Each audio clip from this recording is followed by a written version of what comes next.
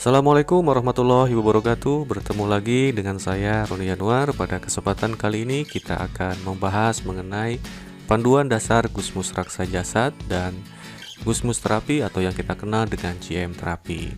Nah, rekan-rekan semua, pada kesempatan kali ini kita akan bahas satu persatu poin-poin dari panduan dasar Gusmus Raksa Jasad, nanti supaya rekan-rekan bisa mengetahui di mana sebetulnya rekan-rekan ini, di mana naungan rekan-rekan, kemudian juga unsur-unsur apa saja yang ada di Gusmus Raksa Jasad. Oke, satu persatu kita bahas teman-teman semua. Nah, ini merupakan logo dari Gusmus Raksa Jasad. Nah, kemudian rekan-rekan bisa lihat di sini bahwa kita secara legal aspek memang sudah ada di notaris, ya, sudah tercantum akta notarisnya yaitu nomor 01 12 Juli 2018. Kemudian juga di sini kita sudah memiliki AHU dari Kemenkumham. Nah, ini teman-teman bisa lihat nomor 00088.AH.01.07 tahun 2018. Nah, adapun alamat daripada pusat dari Gusmus Raksa Jasad atau perkumpulan Gusmus Raksa Jasad ini adalah di Dusun Kukulu, RT 01 RW 04, Desa Cipancar, Kecamatan Sumedang Selatan, Kabupaten Sumedang. Jadi secara legal aspek kita sudah ada, kemudian juga secara tempat kita sudah ada dan komprehensif. Artinya secara legal aspek dan keberadaan kita sudah bisa dipertanggungjawabkan. Dan kita sekarang sudah tersebar hampir di seluruh provinsi yang ada di Indonesia. Oke. Next, teman-teman semua di sini. Nah, ini dasar hukum dari perkumpulan Gusmus Raksa Jasad. Jadi dasar hukum di sini artinya kenapa Gusmus Raksa Jasad ini ada, dasar hukumnya dari mana. Oke, satu persatu kita bahas. Yang pertama jelas sekali dasar hukumnya yaitu dari Undang-Undang Dasar 1945 sebagai undang-undang dasar dari negara kita, negara Republik Indonesia. Kemudian juga yang kedua yaitu dari Undang-Undang Kesehatan Republik Indonesia nomor 36 tahun 2009 tentang kesehatan, pasal 59 ayat 3. Kemudian juga peraturan pemerintah nomor 103 tahun 2014 ya tentang pelayanan kesehatan tradisional. Kemudian juga peraturan Menteri Kesehatan nomor 61 tahun 2016 tentang pelayanan kesehatan tradisional empiris. Tadi rekan-rekan semua ya, terkait dengan dasar hukum ini jelas bahwa kita sebagai seorang terapis ya, secara undang-undang juga kemudian juga peraturan pemerintah dan lain sebagainya kita memang sudah jelas secara legal aspek. Apalagi ditambah dengan sekarang perkumpulan Gusmus Raksa Jasad ini merupakan salah satu perkumpulan yang ada di Indonesia yang secara legal aspek disahkan bahkan langsung oleh pemerintah pusat, sehingga pergerakan kita di lapangan insya Allah akan terjaga dengan baik ya, di lapangan juga didukung langsung oleh pemerintah. Baik, next. Nah, teman-teman semua, kita akan bahas sekarang mengenai sejarah singkat sampai dengan adanya teknik ya Gusmus Raksa Jasad, juga perkumpulan daripada Gusmus Raksa Jasad ini.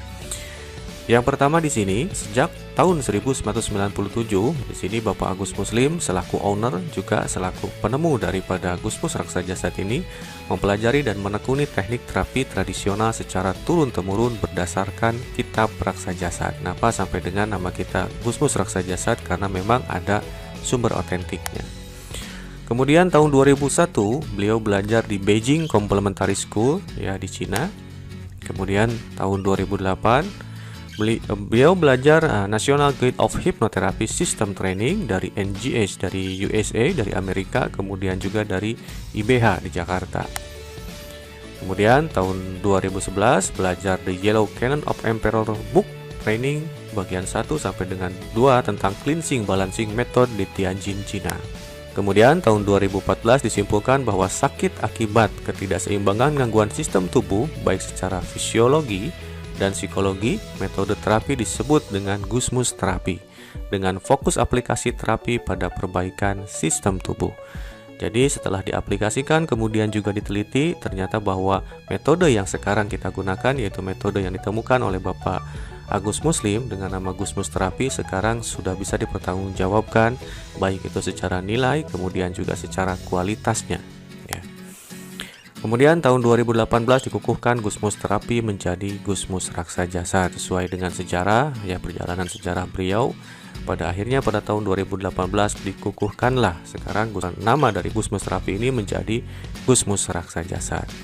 Kemudian juga yang perlu rekan-rekan ketahui ya, bahwa perkumpulan sekarang Gusmus Raksa Jasad seperti yang sudah kami bilang tadi di awal, bahwa sekarang alhamdulillah kita sudah diakui oleh pemerintah sebagai salah satu perkumpulan yang menaungi para terapis di Indonesia. Oke, next. Baik, selanjutnya kita akan membahas mengenai ini body of knowledge dari Gusmus Raksa Jasad. Body knowledge itu adalah kerangka ilmu yang terdiri dari fakta, konsep, generalisasi, dan teori yang menjadi ciri khas bagi suatu ilmu, teman-teman semua ya. Jadi kerangka ilmunya, kemudian juga faktanya, kemudian juga aplikasi dan lain sebagainya, ini dapat dibuktikan secara ilmiah, kemudian juga dapat dibuktikan secara aplikatif di lapangan. Oke, untuk body of knowledge dari Gusmus Raksa Jasad, nah di sini ada pendekatan filosofisnya. Yang pertama yaitu ontologi, itu objek tentang telaah ilmunya. Kemudian juga di sini ada epistemologi, yaitu tentang cara mendapatkan ilmunya. Kemudian juga yang terakhir di sini ada aksiologi, yaitu cara pemanfaatan atau penggunaan ilmu. Yang berdasarkan di sini pendekatan ontologi Gusmus Raksa Jasad, jenis sakit merupakan gangguan hantaran energi Qi pada 12 organ utama yang mengakibatkan terganggunya sistem keseimbangan ilmu Jadi secara telaah keilmuan memang Gusmus Raksa Jasad ini sudah valid. Kemudian juga di sini pendekatan epistemologi, yaitu cara mendapatkan ilmu. Yang pertama ada empirisnya, yaitu pengalaman langsung di lapangan. Kemudian juga ada studi kasus dan kajian ilmiah dan alamiah yang bisa dipertanggungjawabkan. Kemudian juga dari sisi aksiologi, yaitu cara pemanfaatan dan penggunaan ilmu. Nah, ini jelas sekali bahwa Gusmus Raksa Jasad yaitu terapi modalitas tradisional. Kemudian juga ada pemberian stimulasi pada titik tubuh atau akupoin anatomi dengan cara sentuh, putar kiap dibantu dengan komunikasi sugestif. Jadi kembali lagi bahwa secara keilmuan, secara aplikatif, bahwa Gusmus Raksa Jasad ini bisa dipertanggungjawabkan. Baik, rekan-rekan semua, selanjutnya. Nah, di sini adalah pohon keilmuan dari Gusmus Raksa Jasad. Jadi, pohon keilmuan ini bagaimana alur keilmuan Gusmus Raksa Jasad, bagaimana metodologinya mulai dari awal sampai dengan nanti akhir, kemudian tujuannya bagaimana. Nah, di sini pohon keilmuannya Gusmus Raksa Jasad yang pertama ada nilai spiritualnya. Harus memiliki nilai spiritual, yaitu kemudian edukasi, sosial, finansial, dan healthy atau kesehatan. Satu persatu kita bahas. Di sini nilai spiritual yaitu pendekatan norma agama dan budaya luhur bangsa sebagai trigger para penyehat tradisional. Jadi secara spiritual juga ada nilai-nilai yang terdapat pada Gusmus Raksa Jasad. Kemudian juga ada edukasinya, anatomi dan fisiologi, terapi modalitas Gusmus Raksa Jasad, teknik komunikasi sugestif. Kemudian juga ada jenjang keahlian mulai dari basic, advance, profesional sampai dengan instruktur. Jadi secara edukasi atau nilai-nilai pendidikan sudah memenuhi kriteria ini. Kemudian juga dalam bidang sosial, rekan-rekan semua, di kita ini ada network marketing, baik itu jejaring pasien, jaringan pasien yang kita kelola, yang rekan-rekan juga nanti kelola secara mandiri.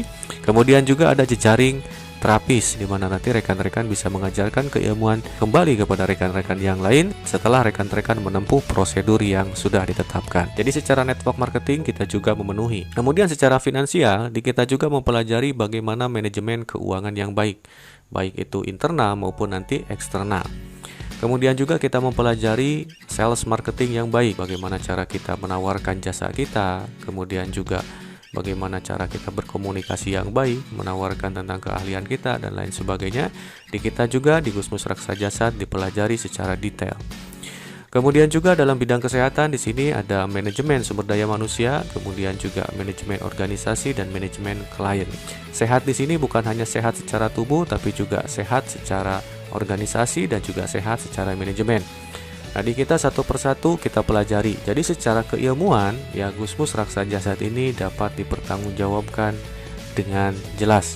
Karena salah satu sifat kehidupan yang memang baik itu harus memenuhi aspek spiritual, edukasi, sosial, finansial, dan healthy. Karena salah satu bidang saja ini kurang terpenuhi, maka akan pincang. Dan alhamdulillah teman-teman semua di Gusmus Raksa Jasad semuanya memang sudah terpenuhi. Next. Nah, kemudian di sini kita berbicara mengenai visi dan misi daripada Gusmus Raksa Jasad. Nah, ini visinya. Yang pertama yaitu membentuk pengobat tradisional yang beriman, berilmu, dan bermartabat. Oke, beriman, berilmu, dan bermartabat. Yang kompeten, mampu bersaing dalam bidang terapi secara keilmuan yang terstruktur dan alamiah berdasarkan warisan leluhur bangsa di sini. Nah, teman-teman semua di sini, kita punya harapan bahwa teman-teman semua di sini selain daripada nanti hanya berilmu saja, tidak hanya berilmu saja, tapi juga mampu beriman sesuai tadi dengan pohon keilmuan dan juga bermartabat.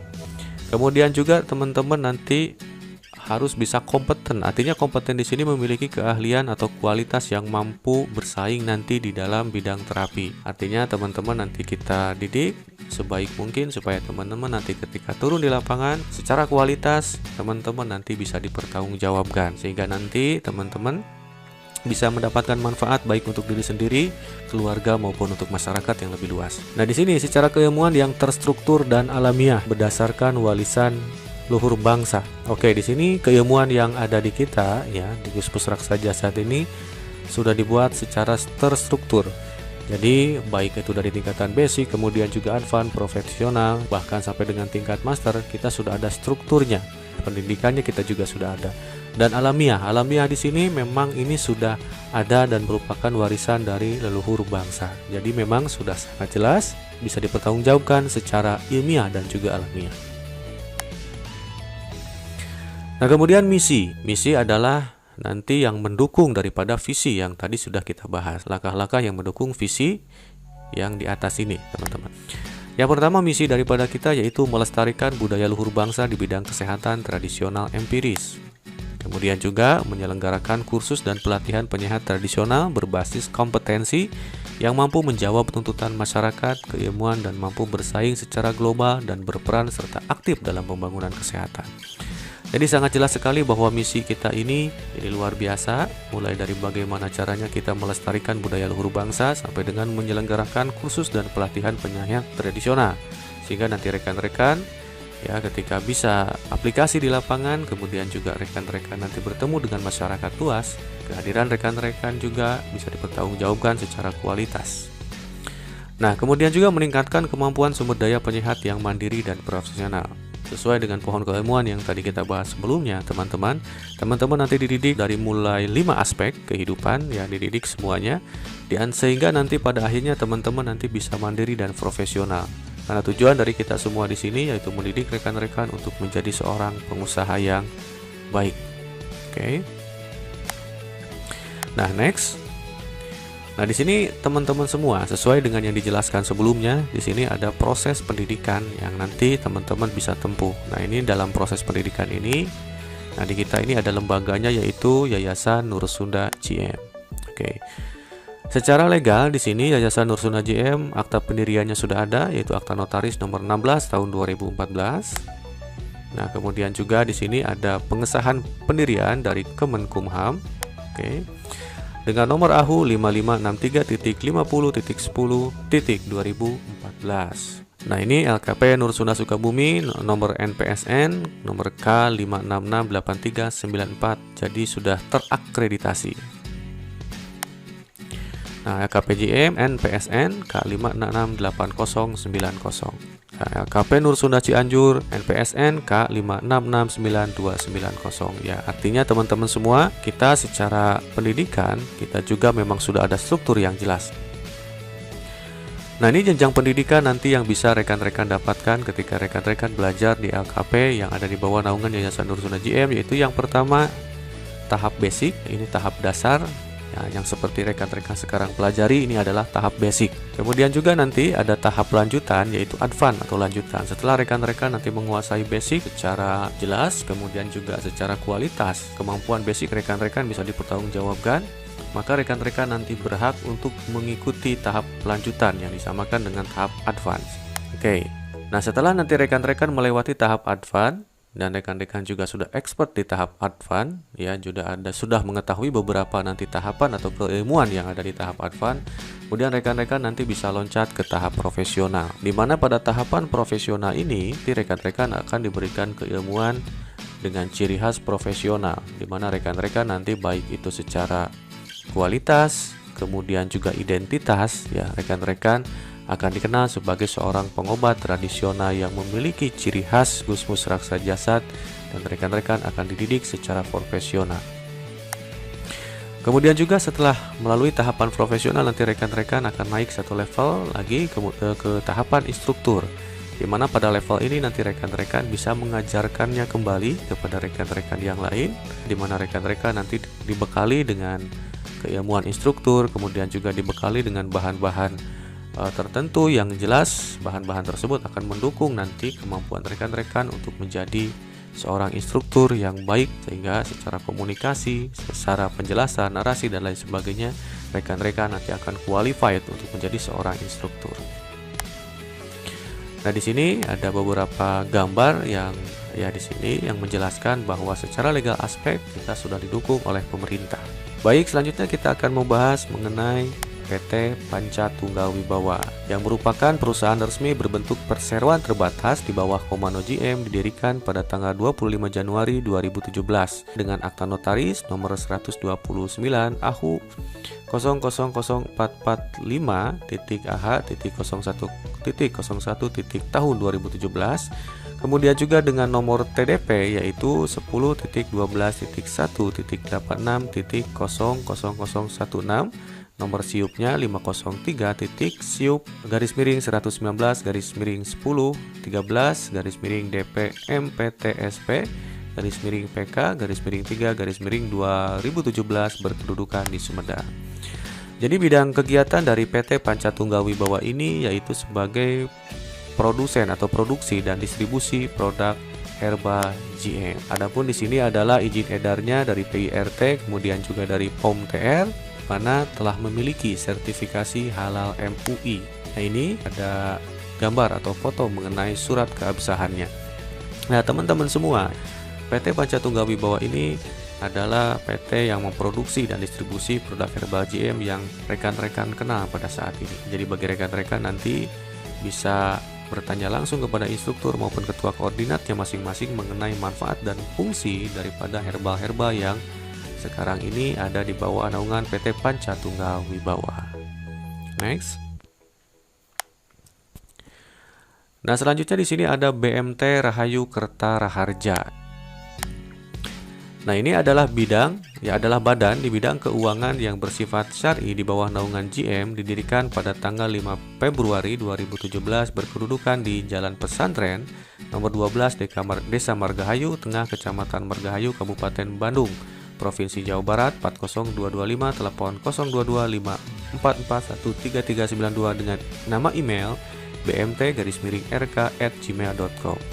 Adapun daripada bidang kegiatan daripada BMT Rahayu Kerta Raharja ini adalah unit simpan pinjam, kemudian juga unit pengembangan usaha dan permodalan, kemudian juga pengelolaan zakat, infak dan sodako. Kemudian juga di sini memiliki fungsi sebagai lembaga resmi yang bergerak di bidang keuangan syar'i. Jadi di Gusmus Raksa Jasad ini teman-teman semua didapat dikategorikan memiliki lembaga-lembaga yang komplit ya. Selain juga memang perkumpulan yang ada langsung di bawah legal aspek dari Kementerian Kesehatan, juga kita memiliki yayasan pendidikannya, kemudian juga kita memiliki PT-nya yang langsung nanti mengembangkan herbal, kemudian juga kita memiliki bidang keuangan atau badan keuangan khusus yang bersifat syar'i. Ya, jadi nanti rekan-rekan terkait dengan BMT Rahayu Kerta Raharja ini, nanti rekan-rekan bisa berkomunikasi langsung terkait dengan keperluan rekan-rekan sesuai dengan bidang kegiatan dari BMT ini. Oke, next. Baik, selanjutnya kita akan membahas mengenai tim Resiva. Definisi operasional dari tim Resiva adalah tim yang dibentuk oleh Gusmus Raksa Jasad sebagai tim penegak peraturan dan kode etik Gusmus Raksa Jasad. Bidang kegiatan yaitu penegak kode etik Gusmus Raksa Jasad dan penegak administrasi anggota. Fungsi sebagai tim yang peruntukannya khusus untuk menegakkan aturan Gusmus Raksa Jasad dan menertibkan administrasi anggota. Rekan-rekan ya bisa baca kembali, di sini sudah sangat jelas bahwa dari fungsi tim Resiva ini adalah sebagai penegak kode etik, kemudian juga penegak administrasi. Dalam arti penegak kode etik ini, ketika ada anggota yang memang di lapangan melakukan penyimpangan dan lain sebagainya dengan harapan memang tidak melakukan hal seperti itu, nah di sini nanti tim Resival akan bergerak juga untuk berkomunikasi kenapa sampai ada pelanggaran kode etik seperti itu. Ya, dalam arti penegakan kode etik nanti dilakukan ketika setelah ada komunikasi terlebih dahulu. Kemudian juga di sini ada penegakan administrasi anggota. Nah, teman-teman semua, administrasi di sini nanti teman-teman ya, kaitannya nanti dengan iuran anggota, kemudian juga sertifikat dan lain sebagainya. Nah, nanti Tempresipa adalah tim yang pertama akan mengingatkan rekan-rekan semua terkait dengan kewajiban administrasi daripada anggota dari Gusmus Raksajasa. Baik, selanjutnya kita bahas yaitu tentang koordinat GM. Nah, di sini adalah anggota GM Community yang sudah mengikuti pelatihan dan mendapatkan sertifikat rekomendasi praktik dari PGD yang memiliki jaringan minimal 5 orang. Ya, ini sudah sangat jelas peraturannya. Oke, kemudian juga hak dan kewajiban. Koordinat GM berhak mengembangkan jaringan sebanyak-banyaknya, mendapatkan arahan dan bimbingan dari GM dan atau organ lainnya, mendapatkan penghargaan atau prestasi dan dedikasi di GM atau di Gusmus Raksajasa. Oke teman-teman semua, ya koordinat yang dimaksud di sini sesuai dengan yang sekarang rekan-rekan miliki, sesuai dengan sekarang rekan-rekan berada di bawah naungannya. Koordinat GM ini adalah wadah bagi pengembangan kemandirian rekan-rekan, pengembangan diri rekan-rekan, kemudian juga wadah dari koordinasi dan komunikasi rekan-rekan dengan sesama anggota Gusmus Raksajasa. Sehingga nanti secara kualitas kemudian juga secara kuantitas rekan-rekan dididik untuk terus berkembang. Oke, teman-teman semua. Di sini ada kewajiban anggota dari GM Community ya, dari Gusmus Community. Oke. Nah, di sini ada mentaati kode etik GM, koordinasi, patuh dan komitmen. Kemudian melakukan pembimbingan jaringan minimal 1 minggu sekali, kemudian melakukan koordinasi vertikal sesuai dengan program yang ditetapkan. Mengamankan dan mensukseskan setiap program GM, melaporkan secara periode 1 bulan sekali perkembangan anggota kepada Gusmus Raksajasa GM atau Gusmus Raksajasa, kemudian melakukan koordinasi dengan organ lainnya. Jadi kewajiban-kewajiban nanti ini yang diharapkan memang bisa dilakukan oleh para anggota dengan harapan nanti anggota daripada GM Community ini bisa berkembang. Adanya kewajiban tidak mengurangi daripada nanti hak rekan-rekan untuk sukses, hak rekan-rekan untuk mendapatkan kehidupan yang lebih baik. Selama memang nanti rekan-rekan bisa mengikuti track, selama nanti rekan-rekan bisa mengikuti alur daripada perjalanan Gusmus Raksajasa ini. Dengan prinsip bahwa kita semua di sini adalah saling besar dan membesarkan satu sama lain. Oke. Next. Oke teman-teman semua, tadi penjelasan mengenai panduan dasar dari Gusmus Raksajasa. Mudah-mudahan nanti rekan-rekan sedikitnya memahami yang kami sampaikan, dan nanti rekan-rekan apabila memang ada hal yang memang ingin ditanyakan, silakan rekan-rekan tanyakan kepada instruktur, kemudian juga ketua koordinatnya masing-masing. Oke teman-teman, semoga uraian tadi bisa bermanfaat bagi teman-teman semua. Dan yang paling utama, semoga bisa diaplikasikan. Sekian dari saya.